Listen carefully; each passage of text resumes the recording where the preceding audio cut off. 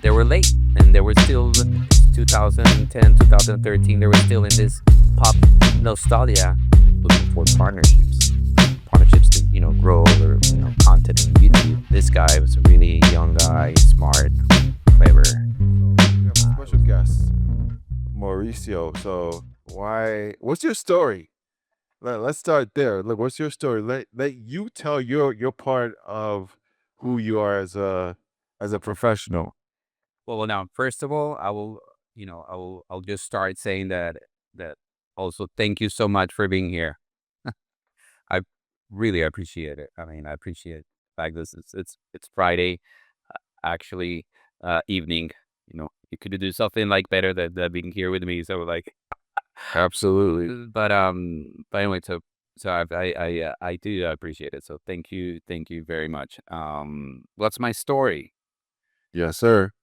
Um, well, I mean,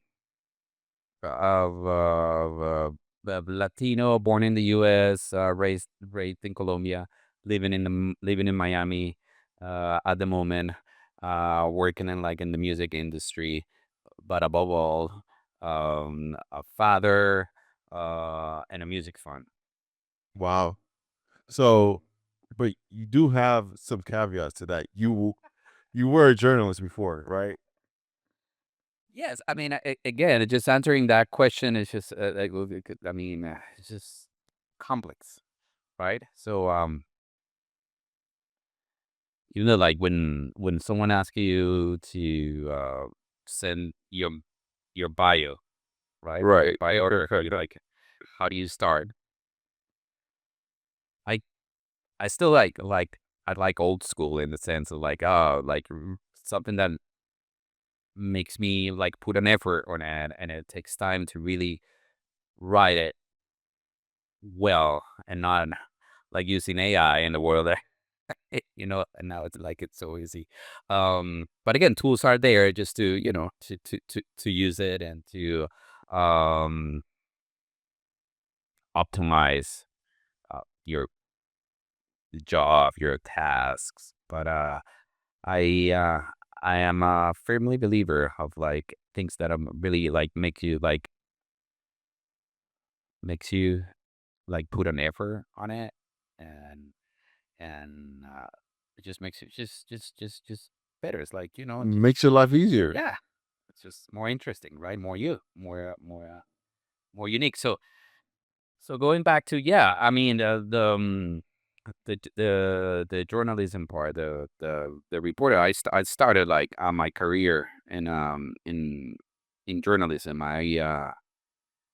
I studied in Colombia, university, School of Journalism, and I moved to New York City in 1999, and I was I fell in love with the city back then. It was just so incredible. Of course, I was in my 20s, and different time, the energy is it's just incredible. And I was pretty lucky, and I was able to uh get an internship at Univision, Mm. channel 41, if I'm not mistaken, for the national news as an assistant producer. So back then, it was meaning just an intern carrying the beta cameras and the wires, just plugging all the things, editing. It was just it was when they were editing in beta, and then Avid, all those Avid systems, and so um it was the time in New York City of like of Twilo, of the tunnel, of all those clubs, all those bikes. It's just the parties was awesome. Uh, uh, and a lot of stories. I mean, a lot of stories. Then I studied. I start as an intern for Univision, but then I swapped. I realized that what I really wanted to do is I wanted to write stories, Mm. but I struggled because English is not my first language. So my first language is Spanish. So I was like, well, how can I really tap into like English, or how can I really get a job like in the New York Times back then, Right. or Bloomberg or whatever, as a as a stringer, and just really be competitive. So it was tough. Well, when my first language was Spanish, it was like, and I was writing in Spanish, thinking in Spanish. So, but that sort of like really opened a new world, and a new world of opportunities for me. And then there was also back then, it was also like the boom of Latin press in New York City. I mean, Mm. there's a time where there were jobs. There was also like the euro was growing in Europe, so there was also a need of a growing of like of free newspapers in Europe. So I could like freelance for Europe for newspapers in New York City, and then I get a job. I ended up working for Newsday in the Spanish section, but also just providing quotes for the English newspaper, or the Long Island newspaper. So it's quite cool. So it's interesting. That's a very interesting story to, I guess, a prelude to what your music career. So how do you transition from, you know, As a crime reporter, a crime reporter into working at Google, working in music, and working on the type of deals that you've worked on? What was that transition point? yeah, I guess like I mean, then I have to go back to when I was a kid. My family really out of like the people in my family haven't really played any instruments. They've always been music fans. Starting with my mom, she was like a huge fan of Mexican artists such as Juan Gabriel, for instance, or Spanish artists, such as Rocío Dúrcal, or Rafael, right? So there was always music on my house. So just start saying that. Um, th- then there was there was a moment in Colombia where the country was completely isolated, and it was the 90s. I don't know if you remember. It was the time with the war against the cartels and Pablo Escobar, and that thing. Mm. Then nobody wanted to go there. Right. We were banned, completely banned.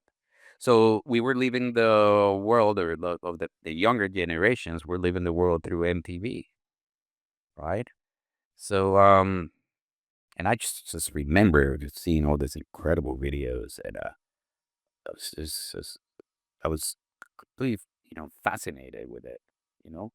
So, and also there was a big this had have always been a big, alternative music scene down there. So with all the things that they were happening in the country, the isolation, the the fear that Mhm. you were having, the crisis, it would opens always an opportunity for just, I guess, in a way, culture to grow, you know? So how did that impact you, and how did that impact Just, your career moving forward? definitely was a different, different time, different way of, of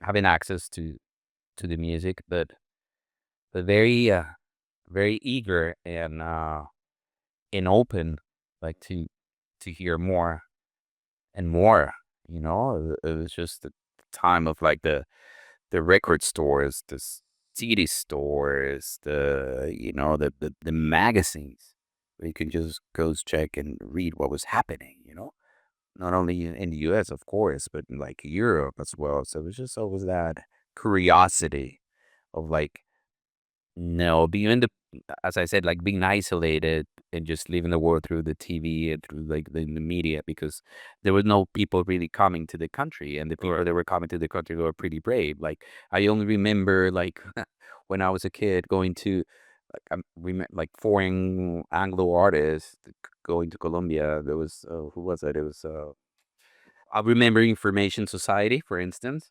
I'm still, Mhm. big fan. And Samantha Fox. So any of you remember Samantha Fox, like from the UK?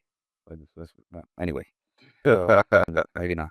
So yeah, and I was just always like, we wonder, man, and there were packed, packed venues. Just people were thrilled and happy to see all these artists just going, brave artists above all, going to Colombia in the 90s. Right. So you grew up in Colombia. Obviously, you have an advantage, I think, with the dual nationality. So you made that transition. And how did you get into the music business? Because we talked about you being a reporter and all that story. Well, how did you get to that point to where you said, I want to work in the music industry, but also what was your opening to get into Google? Yes, well, first of all, I have family in the U.S. I have cousins that are raised in Houston, in Austin, Texas. The Austin has like big music influence. So, and I've been like super close to them, and they like being close to each other, like helped me like grew like that grow that music passion right on my side. That's one thing, and then because of it, I was also a fan of like attending like music festivals, like on my spare time as a hobby, right? And since I was writing stories already for like crime or war stories, then I I decided also to freelance for music magazines. I was always just raising my hand just offer myself to cover a festival, to take pictures. There was there was back in the time that the online was just starting. There was not even really mobile phones. So that was around Part first, yeah, that was part of a third. I started my career like a 2000 as an intern. No, no, it was before. Yeah, it was a bit.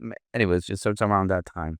Um, 2000, 2001. I was September 11th. I was there. It was to 2000, September 11th. September 11th. Yeah, I was in New York City Wow. back then. But then anyway, the point is like I decided to just freelance for music magazines. I was able to get a music column in a magazine in Colombia, uh, a monthly column that I kept for like years, and yeah, and I was able to cover several festivals, Mm. including many South by Southwest, just interviewing bands, taking pictures, and all as a fan. All as a fan. So that connected me to the industry and made me realize that I had a huge passion. And then I swapped from like the, the classic media world to the online. I was able to get a job in Microsoft in partnerships. 2007, somewhere around that. 2007, 2008, if I recall well. And I worked in Microsoft for almost 6 years, doing partnerships. So as part of it, I was in charge of basically acquiring or securing content, Mm. but all type of content like news content, photographies, videos, right? For for an aggregator site. Right. That was MSN. You remember the buddy? Do you remember Hotmail? Probably That's when you're the taking it back. Microsoft decided to kill. Weird. Um. So they had this site MSN, the one with the butterfly. There was actually I don't know if this is still the channel, the MSNBC, but It yeah, still exists. it still exists. Okay, cool. So so I work for them, for Microsoft. I was in charge of partnerships for 5, 6 years. Um, and then I switched to Google and to YouTube actually. I apply many. I try. applying on many, like, actually cities. New York City was one of those, San Francisco, and I was always rejected. Weird. I think I would even really get to look at my resume, and, like, it's like, this guy from Colombia applying. It's weird. Um, and then a friend of mine that works for Microsoft, and then she was able to move to Google. She referred me for this role position, YouTube manager in Colombia, and that is where my career at Google started, like almost 13 years ago. Wow. So yeah, and because of it, like, it was not only a music manager. It was back then. It was a core manager, meaning I had to run, or do partnerships with broadcasters, creators, and artists. So you Mhm. so you started in Colombia, and then you got to Mexico City, and then you came to Miami. So tell that story, because that's a very interesting story. I guess it's just a matter of, like, opportunities, what was happening in the market. Um, what happened in Colombia when I started at YouTube in 2013, or 2000, yeah, between 2013 and 14, was was just incredible because it was mainly the revolution of Latin music, the first digital revolution of Latin music. Um, I don't. I mean, nobody really was expecting it. Uh, Puerto Ricans were actually trying, like really, like, hard, and, like, growing their audiences here in the U.S. with with just no luck or few luck, and they They they start collaborating with, artists and producers in Medellin, like, sort of like a very, very indie scene, like, up in the in the favelas of Medellin, las comunas, etcétera, and it just started, like, really, like, like, working and growing the audiences, but the labels didn't wanna, like, like, sign them. So the only way that they had to grow their audiences and to really show their music, it was just by, uploading it to YouTube. So there were just a few, like, brave entrepreneurs and local labels that bet on it, and that was just incredible. All of a sudden, it just started, like, booming. So it's no coincidence that many artists from Medellin succeed, because they really just engaged with the fans, with the music, with the tools, and just and and here they are, So it's interesting. It was that time of history, one moment in life, that by using the tools, and then that's not also not a coincidence. Why not Mexican labels sign any reggaeton artists? Well, yeah, you can say that there's no reggaeton in Mexico. There, there's no Caribbean in Mexico, but there is, obviously. Yeah, obviously. Um, but there reality is that they were late, and they were still living in the 2010, 2013. They were still in this pop nostalgia, and they didn't believe in the urban and what was happening in reggaeton. And then boom, that's a result. There's all this. I mean, there's this indie label successes such as Rima signing by Bad Bunny, Ozuna, et cetera, et cetera. That always opens opportunities for it. So yeah. Right. So let's talk about Rimas, because you're a pivotal person into the development of Rimas, and you brought them into this, I guess, this YouTube world, or this digital world, and you know a lot of the formation, the development of Rimas is, I I guess, you have a big hand in that. So why not just expound on the Rimas and that Rimas story? Yes. I was scouting, since I already mentioned this correlation between Puerto Ricans and Colombians, and how Puerto Ricans were using Medellin as a springboard, to grow their audiences. I was scouting in. I decided to scout in Puerto Rico in back in 2013. Started like looking for partnerships to grow their content on YouTube, and I found this guy was a really young guy, smart, like clever. It was the first meeting I had. I had it like in a hotel in I think it was Hotel La Concha in San Juan, and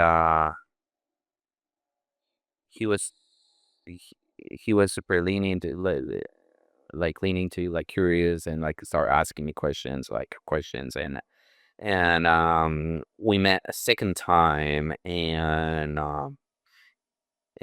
he told me, well, listen, I think I can do what you suggest, basically just grow a network of artists that were willing to just give him the assets for him to just just manage it through YouTube. Right. So it's basically that will mean just giving giving him a sound recording agreement. And he understood the opportunity. Mm. He came out with a solid proposal, and it was that time that I didn't hesitate, and I said, "Well, this is the right guy. This is the right player." Well, today he's the owner and CEO of Rimas, Noah Sat. No, it's sad. And yeah, I mean, he's built an incredible company. yeah, and of course, a Bad Bunny's manager. So yes. Mhm. So let's dive deep down. Like, can you tell us more about Remus and you know what it represents and what it represents for music, Latin music, because right now it's just an explosion. It's been exploding for the last decade plus, and what it stands for in What terms was of like pop culture. what was like it is what the Latin industry what was like needing it. You know what I mean? Uh huh. They came out on a time that,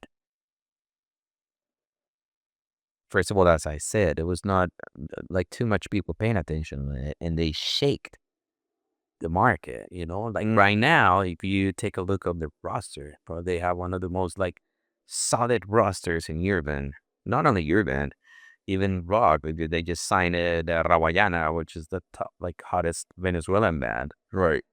of the moment, and it's just it's the label that everyone is talking about. Well, The label that everyone I mean, wants to have. they've been talking about it for many years.